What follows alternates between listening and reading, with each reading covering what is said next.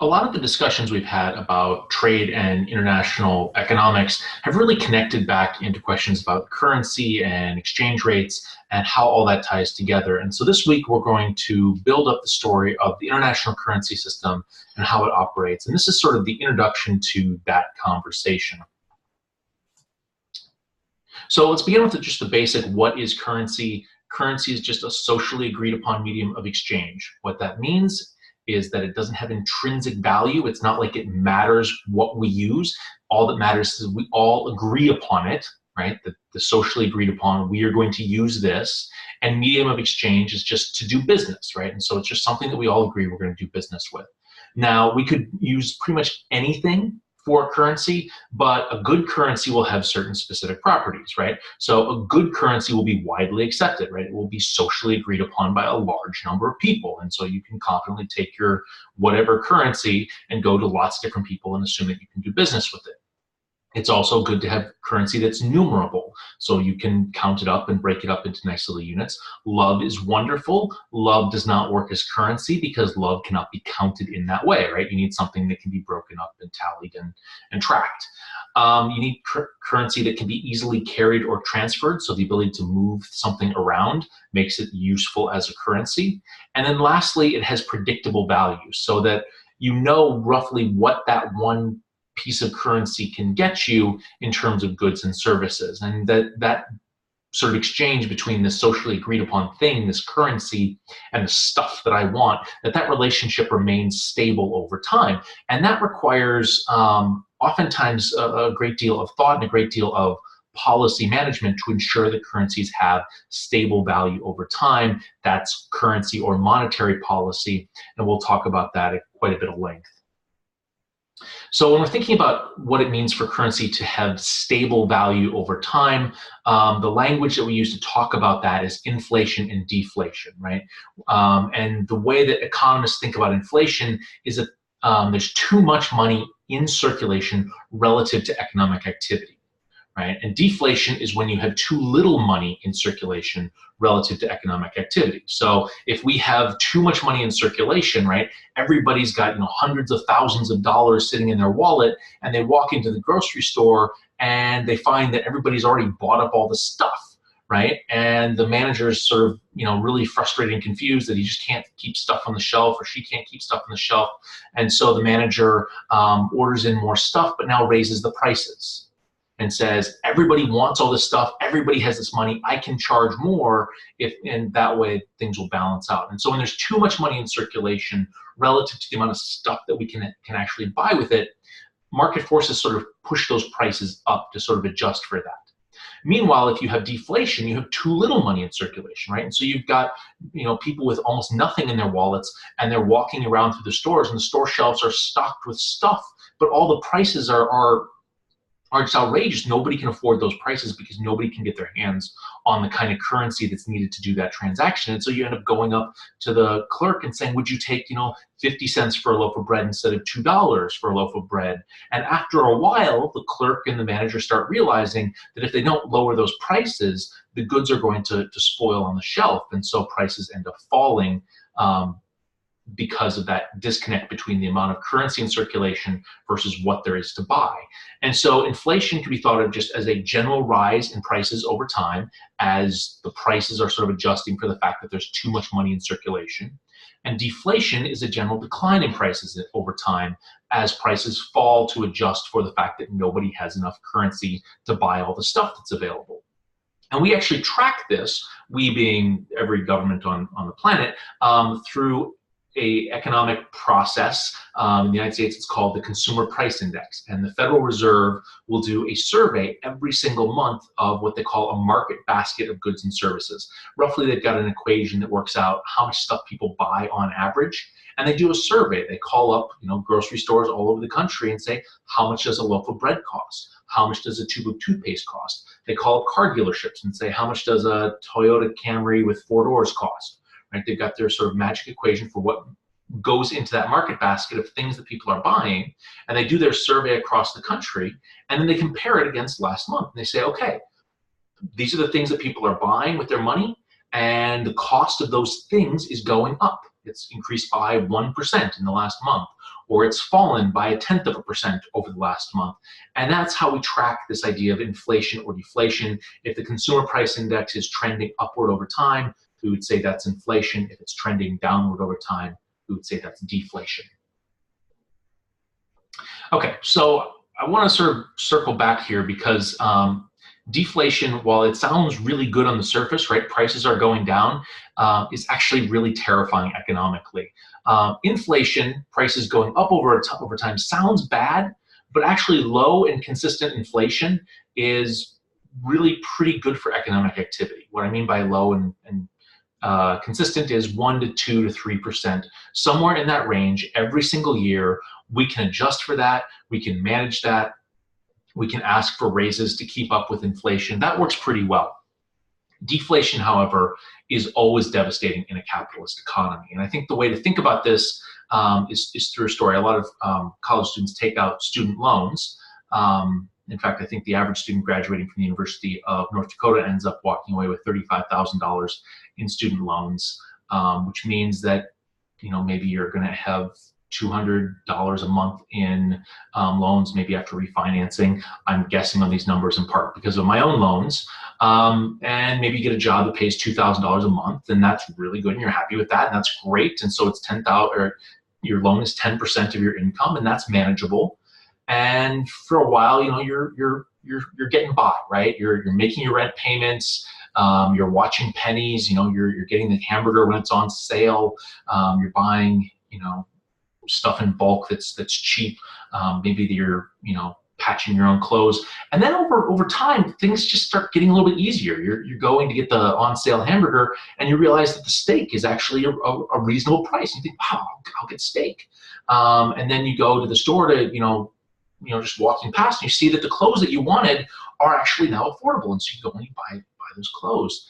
And then your landlord comes to you and says, yeah, you know, so you are a really great tenant. We want to keep you here. You know, here's your rent. Would you mind next year if I lower your rent? And you think, what is this? I've never heard of this before. Rents are going down. This doesn't make sense. And you say, you know, I'm a good tenant, but why? And the landlord says, well, deflation. Haven't you been tracking the consumer price index? Haven't you noticed that prices are falling on hamburgers and clothes and gasoline and housing? And you say, yeah, I have. That's really great. And then you go into your job and you talk to your boss, and your boss says, look, you are a great employee and you've done wonderful work for us. And I know you're expecting a wage increase, but with deflation, we've had to cut the prices of what we're selling. And I can't afford to pay you what I was paying you before. And so you're going to have to take a price cut or a wage cut. I'm sorry about that, but that's deflation. And you walk home and you're really mopey and you think, oh man, that's you know, really sad. You know, I was making $2,000 a month, now I'm making $1,800 a month, and you know, that's really, you know, going to hurt. And now I'm going to be back to hamburger, and I'm going to be back to, you know, patching my clothes instead of buying new, and I'm going to be back to, you know, watching every penny. And then your student loan bill comes in the mail and it's still $200. And so you call up Wells Fargo or Fannie Mae or whoever's got your loan, and you say, deflation? And they say, no. They say, you took out that loan, you agreed to this repayment schedule, you will be paying $200 every month, and that's what's expected. And the challenge of deflation isn't just that we can't adjust to prices going down. It's that in a capitalist economy, a lot of stuff that we do, buying homes, buying cars, financing education, starting businesses, core economic activities are sort of contingent on that idea that I can borrow money for and repay it in the future. And with deflation, every single month that goes by, right, every month that goes by with deflation, the loan is going to get harder and harder and harder to repay. This was happening at the turn of the 19th into the 20th century, where farmers were facing, you know, crushing deflation because the United States had moved away from using silver coins and the money supply had contracted. And as a result, farmers had taken out all these loans that they suddenly just were not able to repay because prices had fallen so much. And it was denounced as crucifixion on a cross of gold. And the solution is, you know, expand the money supply, because deflation is making these loans impossible for people who are hardworking, who are doing what they're doing, who are producing a lot of stuff, but just can't earn the money that they need because of deflation. And there's other sort of fallout effects of that as well, right? When people's wages are declining and they sense that their wages are declining, right? They hunker down, and you have this collapse in consumer confidence, and therefore people aren't buying even when they could afford to buy, and that further contracts the economy.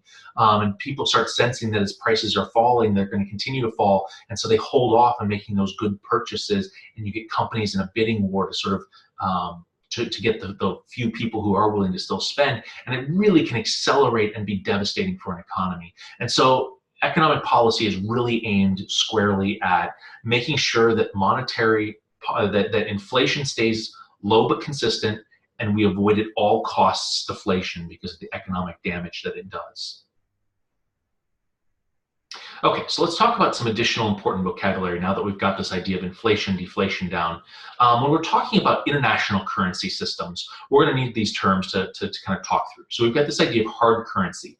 These are currencies that have that sort of socially accepted piece in spades, right? These are currencies that are widely accepted in international transactions that you can do international business in. So dollars, pounds, euros, yens, increasingly the Chinese RMB, would all be currencies that banks will accept, that you can possibly denominate contracts in, that you can do business in internationally.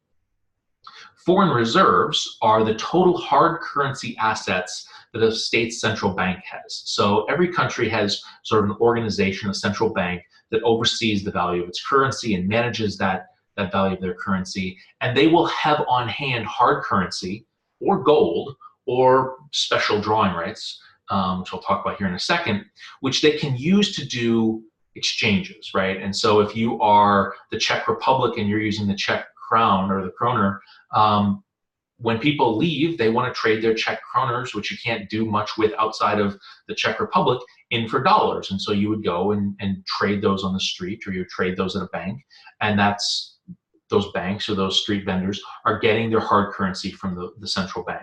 And so the total sum of how much you have in reserve of hard currency is your foreign reserves.